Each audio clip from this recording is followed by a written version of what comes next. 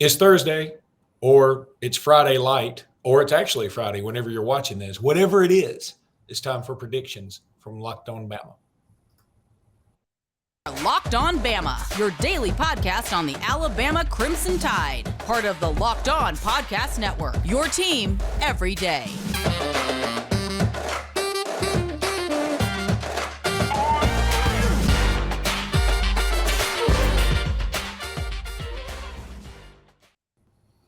Hey, everybody, and welcome back into Locked On Bama. Luke Robinson, that's me. Jimmy Stein, that's him. Jimmy, how are you today?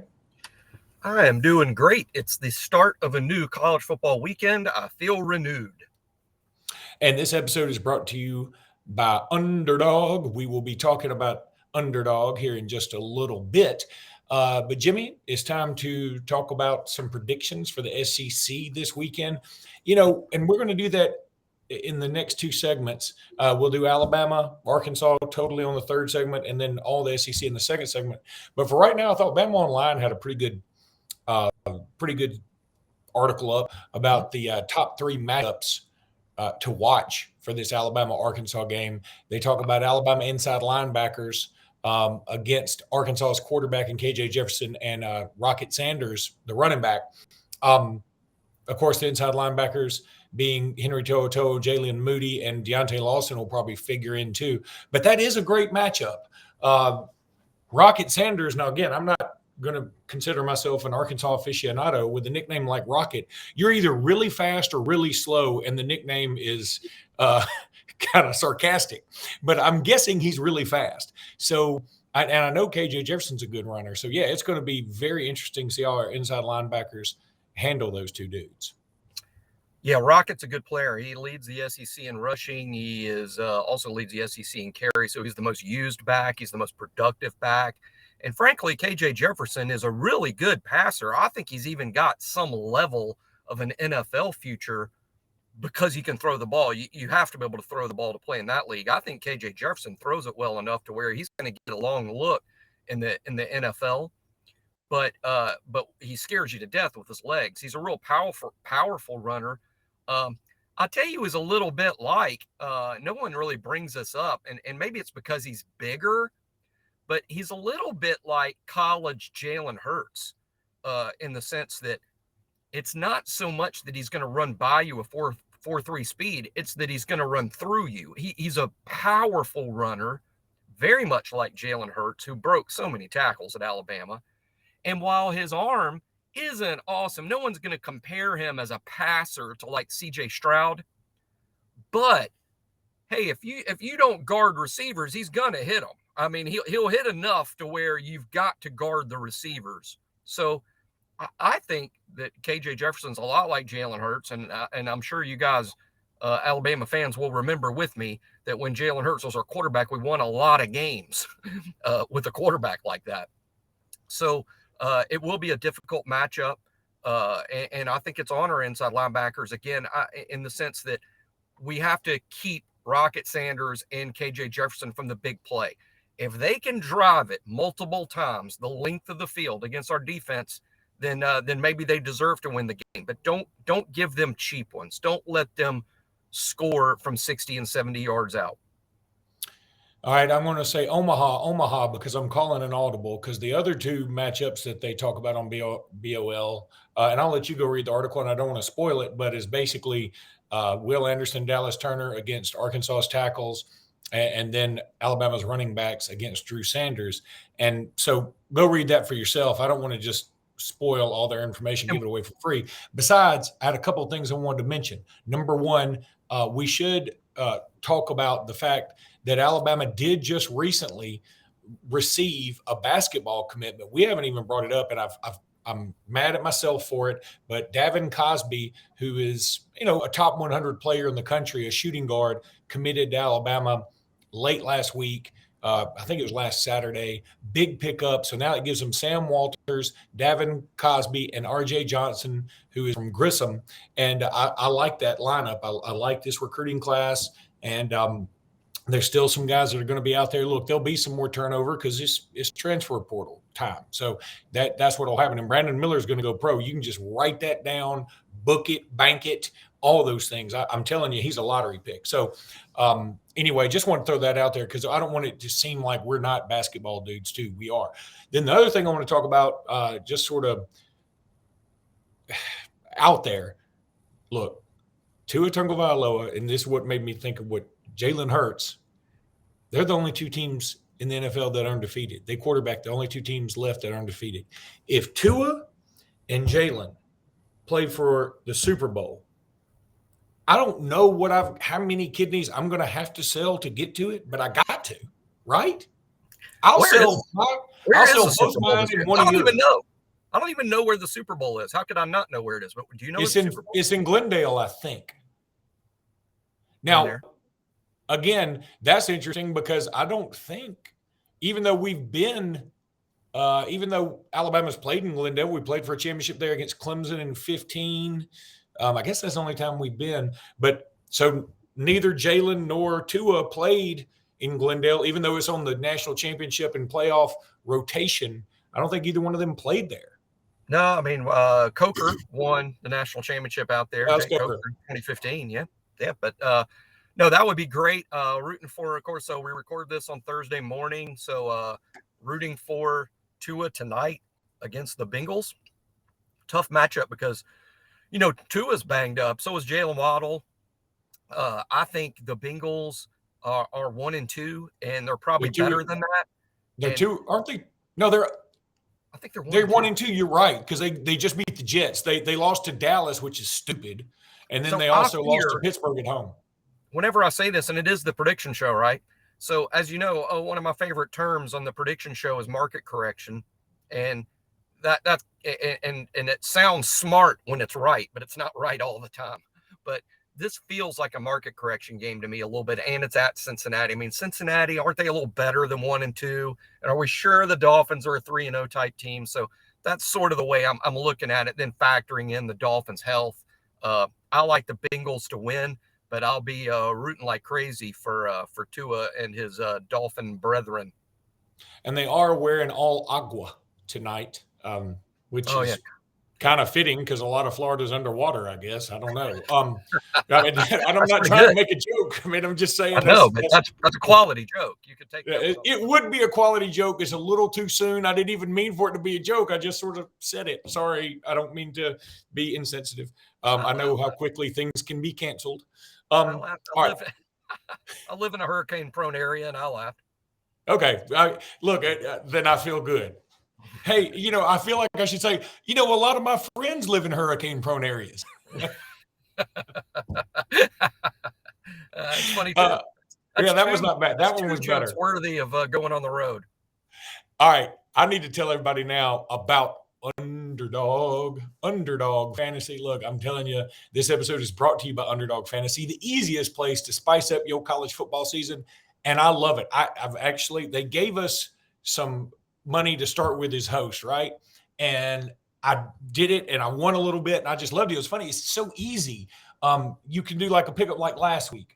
I had a pick 'em where it's Drake May higher than 254 passing yards against Notre Dame.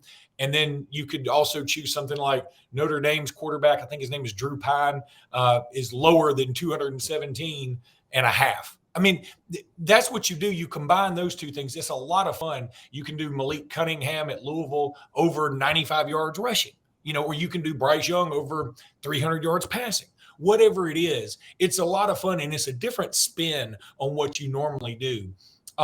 It's easy to play. It's available in over 30 states. Just pick between 2 and 5 players across any team, not just your team, any team you want, and decide if they were finished higher or lower. One of the easiest fantasy games to play out there, and you could win cold hard cash in a single game. Sign up with the promo code LOCKEDON, one word, and Underdog will double your first deposit up to $100. Deposit $100, get $100 free. Go to UnderdogFantasy.com or find the Underdog Fantasy app in the App Store, Google Play Store, whatever. That's Underdog Fantasy promo code Locked On. That's all one word. Locked On, all one word. Get in the fantasy football pick'em action today, y'all. All right, Jimmy, let's start with some predictions. Love it. Look, we're going to leave off South Carolina and whoever the heck they're playing tonight because they moved it up to tonight because of the hurricane, and then we're also going to leave off Florida and Eastern Washington because they moved that to Sunday, and it's not a problem. I'm tempted to leave off Georgia and Missouri. In fact, I will. I mean, I know that's going to be blowout central. I can't look. You know how little I use the word crestfallen. Missouri's got to be crestfallen after last weekend. So.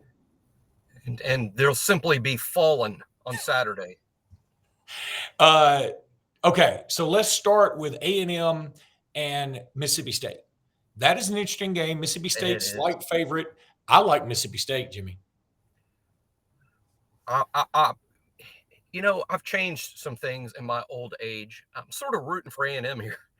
That's why I don't like A&M, to be honest. I do like Mississippi State. I want the Alabama A&M game to be a big deal. I mean, there's going to be so much attention on it.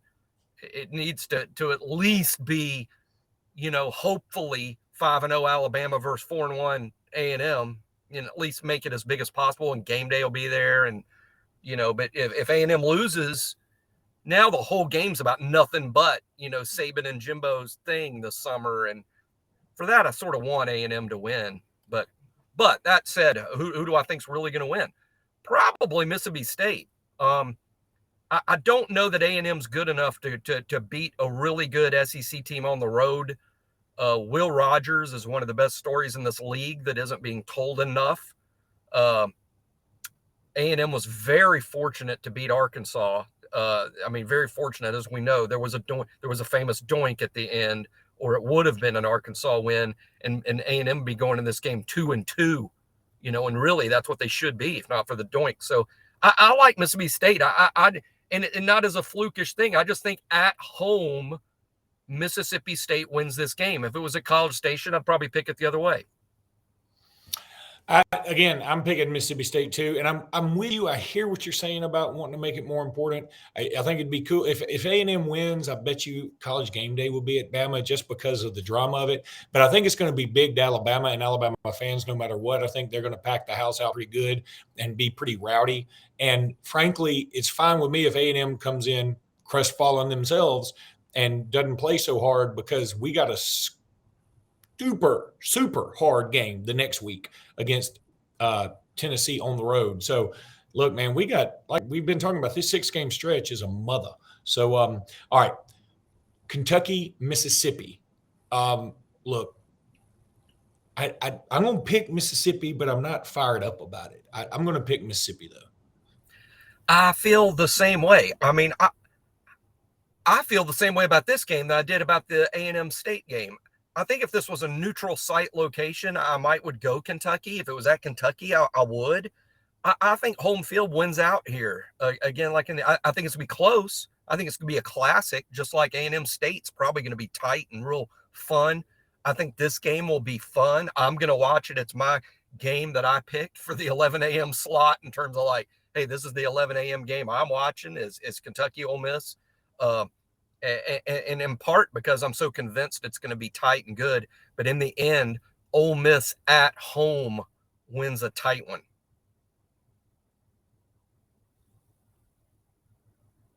Mute, I know. No, you rescued it so quickly, though. I did. I rescued it very quickly. I was able to see at the very top because it does give me a warning. Like if I start talking or if I clear my throat or cough while I'm on mute, it says your microphone is muted to let me know. And I was looking at it and it just happened to pop up. All right. Auburn and LSU. Man, I'm telling you, Jimmy, I'm on your side now. At the beginning of the season, I thought Auburn would be 7-5, 6-6, something like that. I wasn't buying into hey, they could win 10 games. I also wasn't buying into your theory of, hey, they could win only 4. I'm beginning to think they can win only 4. In fact, I don't know. Even on the ESPN predictor, they're only like a 53% chance to beat Western Kentucky at this point. So I'm going LSU. I think LSU may even easily cover. LSU by 1 million. Yeah. I mean, it's and I don't think LSU is that good. I mean, frankly, I don't think LSU is great. I think LSU is good defensively, which means Auburn has no chance because Auburn can't score against air. LSU's got quality defense, much better than Missouri on defense. So I see Auburn at 10, 12 or less, and LSU's going to find, 20. They'll find 20 and probably 30. If they score 30, this could be 30-7. And I'll tell you something that just I really wish Alabama were playing at Jordan-Hare this year. I feel like Auburn's on a pretty good rotation of playing us. Like this year, it wouldn't matter. Yeah. It doesn't matter that Auburn's bad. We probably beat Auburn anyway in Tuscaloosa. Yeah, but I do seem to catch us over there in the years that they're good. Time. You think about we play over there. You think about 2013. I mean, if we play that game in Tuscaloosa, there's no doubt in my mind we win that game. Well, 2010, they were really good, and we did get them in Bryant. 2010, I can't say anything about that. I mean, they came back and beat us. I mean, that's just nothing to complain about. But 2013. Yeah. So anyway, what's the unsung thing about that game nobody talks about? What's that? We didn't have Barrett Jones, and we had to start Anthony Steen, who ended up being a good player, but he was a redshirt freshman, and he had to go up against Nick Fairley. Yeah. I mean, if we just had Barrett Jones, we probably win the game. Yeah. All right, let's go ahead and take another break. When we come back, we'll dive into this Bama-Arkansas matchup. It's always an awkward pause, but now we're back. And Alabama, Arkansas, Jimmy, it's funny. I mean, doing this podcast, we have some folks listen to us, and it's still unbelievable to me. Funny. That part is very funny. That is funny. I still can't believe that part. We actually get a little bit of money to do this. That's what's even more hilarious. But no. All right. So I pretty famously a while back wrote an article that was very self-deprecating towards myself, right? That I thought it was. And I thought it was funny. And that is what self-deprecating means. Yes. And it was about a local high school here that historically has not been very good at football, but I'd gotten some heck for not picking them in the local paper to win games when they were like, man, you should pick the local team. And so I was trying to make a joke about it, like, hey, you don't want me to pick you. I'm terrible at this. And I really want y'all to, I will start, you know what I'm going to do? I'll start picking you no matter what. And that community took it as if I was making fun of them. And I'm talking about it was a sort of it was a thing for a little bit. But I have flashbacks because when I read some of the comments yesterday about our podcast, like a couple of people were like, I just can't stand it when Bama fans just put Bama down. I'm like, what? Do you listen to us and think we're not dyed-in-the-wool Bammers? I mean, you really think we're not even unbiased? We're so biased. We're locked on Bama. We're locked on it. And so I was thinking, it's so funny how no matter what you say, if you ever say to some people like, hey, this is fantastic. Alabama is in the middle of the best run it's ever been in. But, our run blocking is a little troublesome. Oh, you SOB, you just hate Alabama, don't you? Right. And so anyway, I just found that a little comical. So because one thing somebody said, they were like, you two guys don't know what you're talking about. Alabama will buy 1 million tomorrow. And I posted underneath it because I'm trying to be nice and keep appearances. And I said, hey, I bet you Jimmy and I both pick Alabama to cover tomorrow. I'm already breaking that promise. I'm picking Alabama by 14. I'm picking Alabama to win 41-27. 41-27. What's giving up a lot of points? And because I got Alabama winning 34-24, not covering. Neither one of us. You SOB, you hate Alabama. Yeah, why do you hate Alabama? I had this guy. I tried to make a point to a guy one time, and I think I made a breakthrough where he tells me Alabama was.